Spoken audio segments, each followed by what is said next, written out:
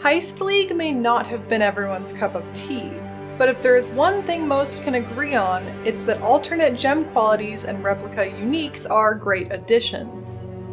Blueprints lead us to where these can be found, basically our own contract where we pay with rogue markers to keep the loot from this heist for ourselves.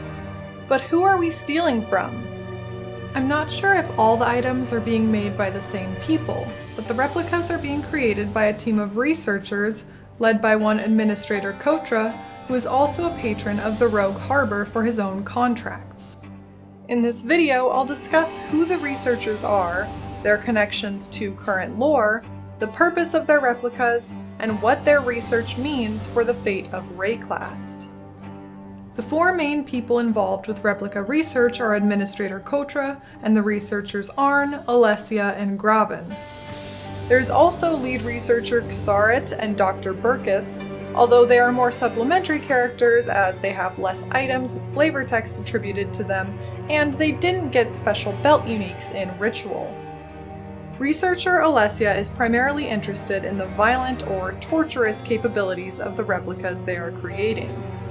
Given their belt is titled Alessia's Delight, they find joy in testing these replicas, what they call prototypes, on subjects, especially if the tests cause pain and death. Researcher Graven, on the other hand, is a bit of a punching bag. He gets injured by some prototypes, but most of the flavor text involving Graven is humorous. For example, the replica Allure makes taunted enemies take 10% increased damage. The text reads, "Test subject was able to survive the entire process simply by shouting epithets at the researcher. Researcher's feelings were slightly injured." Or the replica Dream Feather, which gives increased attack damage per 450 armor. Once we armored the test subject heavily enough to test prototype number 502, he proceeded to fight his way out. I don't know what we expected. Also, for anyone wanting fishing secrets, apparently Graven knows where to go, although the location is restricted from the flavor text of Replica Bated Breath.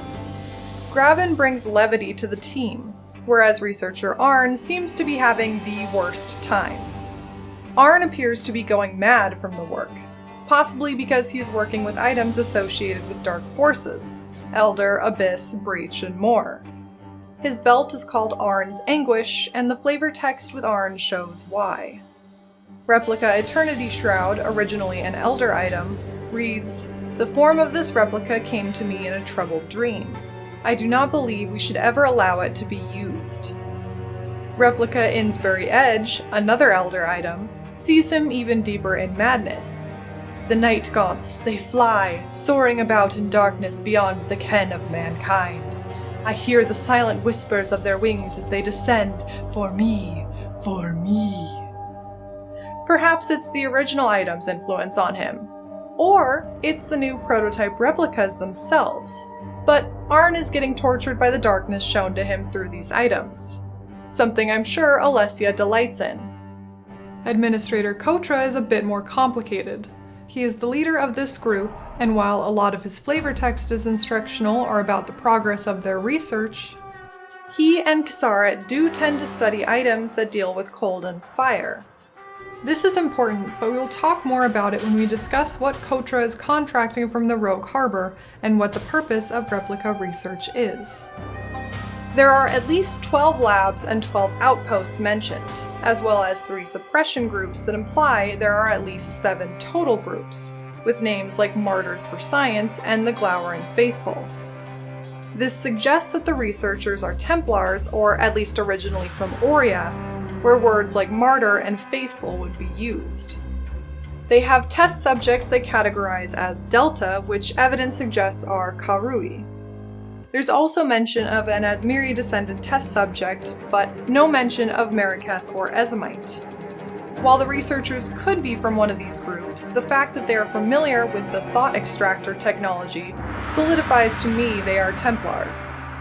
Niles, one of the rogues in Heist, created the thought extractor while he worked for the Templars. So if the researchers are familiar with it, they're probably Templars too.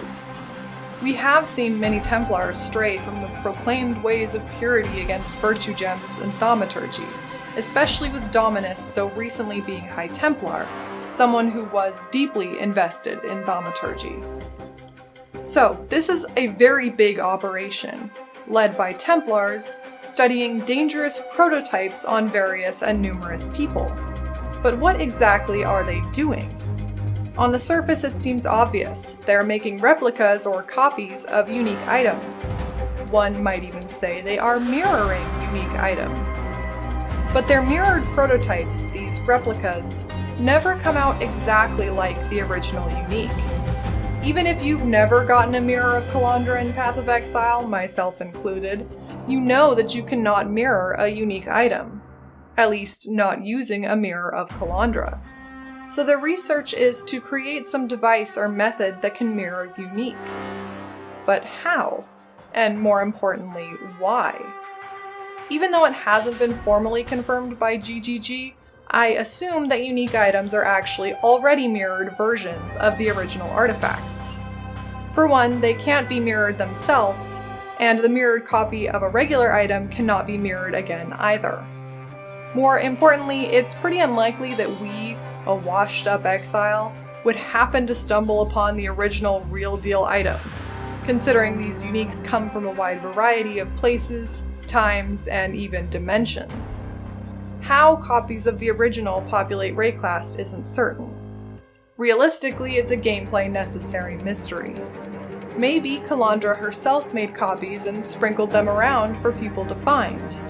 Whatever the case, we can assume that the uniques we have are already mirrored items, and that means that the researchers are probably also working with these already mirrored uniques. Even if somehow the researchers are working with the absolute original items, their purpose is still to try to create their own method of mirroring, and they've not been able to perfect it. Each replica has differing properties to the original unique, some very close to the original and some vastly different. Administrator Kotra has an interest in more mystical, cosmic objects, as seen from the items he contracts from the rogues. The alchemical chalice, the impossible crystal, living ice, and the sword of the inverse relic are the items he seeks. The chalice is the most mundane seeming, although alchemy is about transforming one matter into another kind of matter, or seeking a universal elixir that could give eternal life free of disease and suffering. The impossible crystal and sword of the inverse relic are both cosmic items with properties that defy science and thaumaturgy, that Kotra wants to study the properties of as they defy what should be possible in this world. Living ice is, in my opinion, the most interesting, because Kotra seems truly afraid of this item. He says, "Are we the only ones who understand the danger? The fools! Living ice absorbs heat and grows. We must control it properly, lest it spread across all of Rayclast." This reminds me of the often alluded to eternal winter, where the world was covered in fire that was then swallowed by ice and snow. Could this living ice be a relic of that time, or the cause? It explains why Kotra and Kasarit are focused on items that deal with cold and fire, with Kasarit even saying on the replica hot-headed jewel, "If only we could somehow master cold and turn it to our own ends."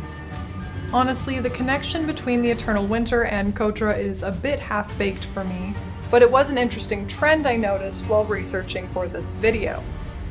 Even more interesting, though, is the connection between Administrator Kotra and Riker Maloney of the Immortal Syndicate.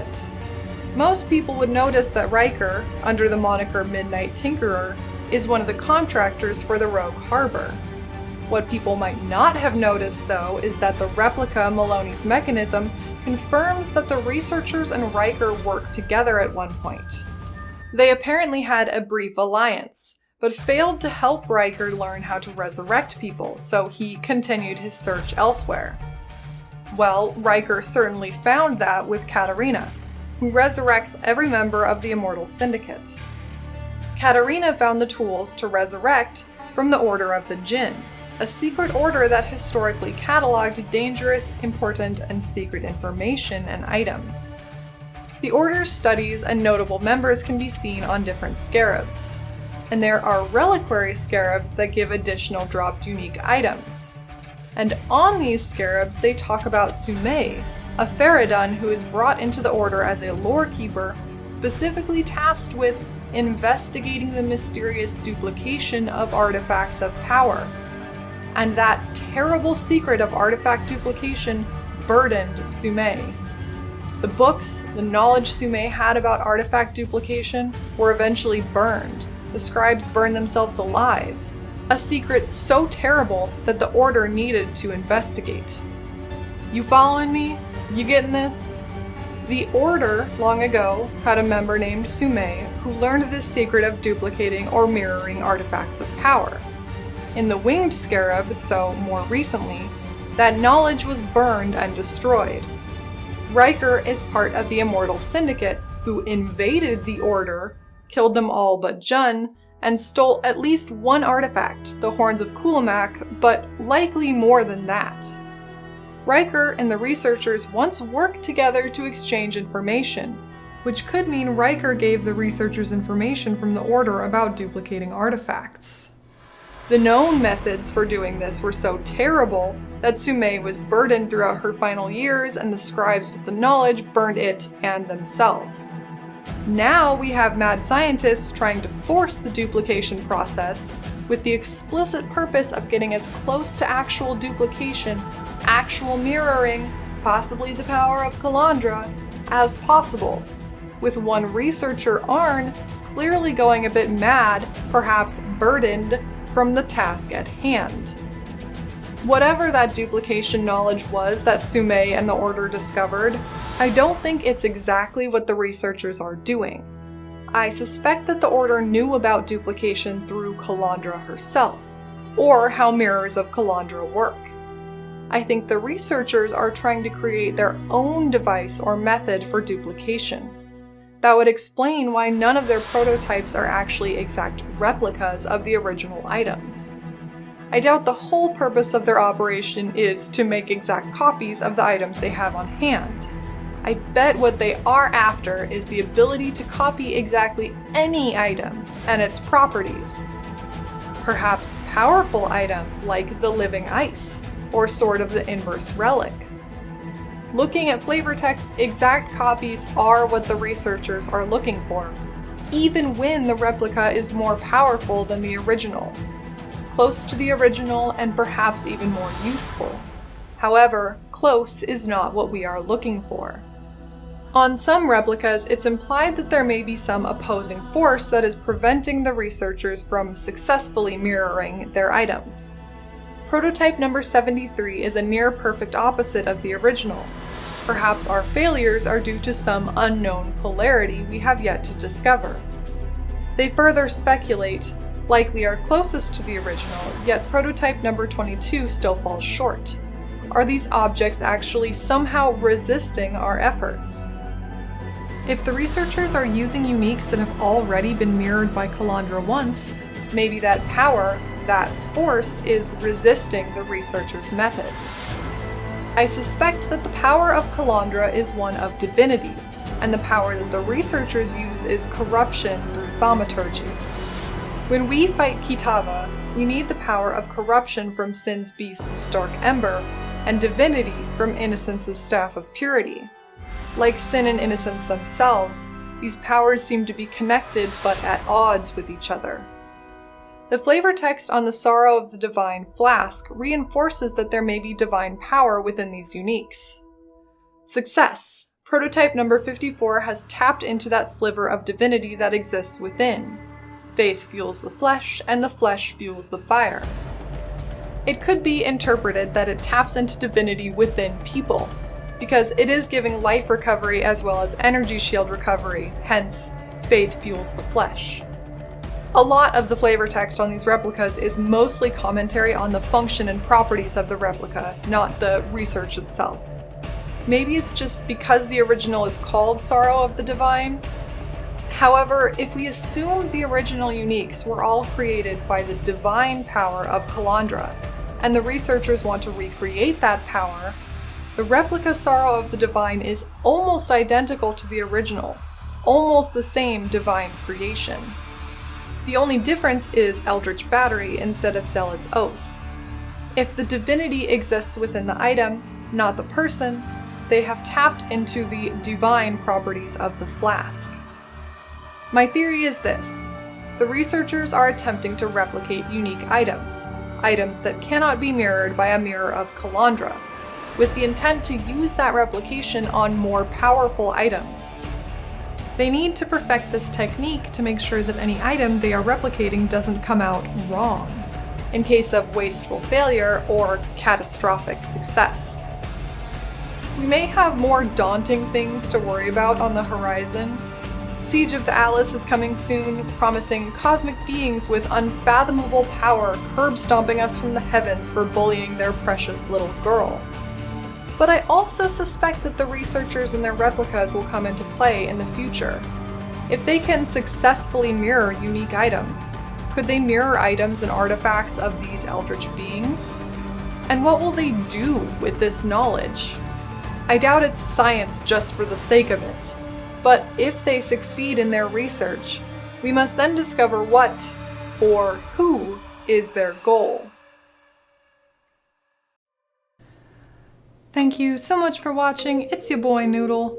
I know you probably expected a Scourge video, and I banged my head against the wall a bit to try to make a theory, but there's just not quite enough there to make something.